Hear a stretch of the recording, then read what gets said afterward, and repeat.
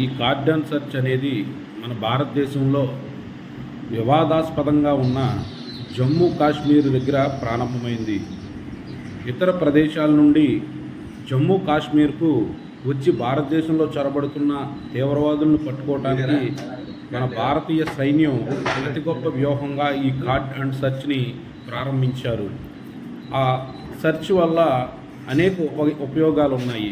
అయితే రాష్ట్ర ప్రభుత్వాలు కూడా ఈ అంశం మీద దృష్టి కేంద్రీకరించి మొట్టమొదటిగా మన ఉభయ రాష్ట్రాల్లోని హైదరాబాద్లోని పాత బస్తీలో ఈ కార్డన్ సెర్చ్ను నిర్వహించారు. అనంతరం మన జిల్లాలో తాడేపల్లిగూడెం, ఏలూరు తదితర వివాదాస్పద ప్రాంతాలలో కూడా దీనిని నిర్వహించారు.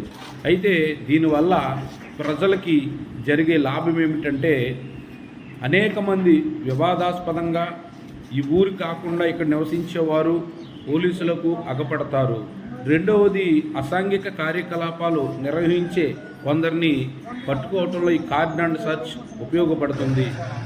ఇందులో భాగంగా మరి పోలీసులు గతంలో నిడదవోలు పట్టణంలో చర్చిపేట, ఎన్టీఆర్ కాలనీ, సుబ్బరాజుపేట, ఇటీవల సింగవరం మరియు ఇప్పుడు ఇందిరానగర్లో ఈ కార్డన్ సెర్చ్ తనిఖీలు నిర్వహించారు.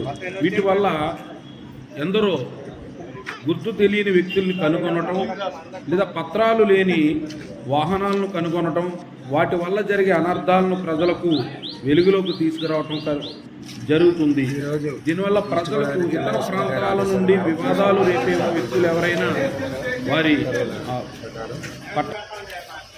మన ఇందిరానగర్, రాయనగర్లో కార్డన్ సెర్చ్ నిర్వహించడం జరిగింది. ఈ కార్డన్ సెర్చ్ బందోబస్తు జరుగుతున్నటువంటి అసాంఘిక కార్యక్రమాలు డెవలప్ చేసే ఉద్దేశం ఇందిరానగర్లో కార్డన్ సెర్చ్ నిర్వహించడం జరిగింది. దీంట్లో భాగంగా ఈ ఏరియాలో ప్రభుత్వ సీట్లు, అదేవిధంగా సస్పెక్ట్ సీట్లను చెక్ చేయడం జరిగింది. అదేవిధంగా మాకు ఈ ఏరియాలో కార్డన్ సెర్చ్ చేసే కూడా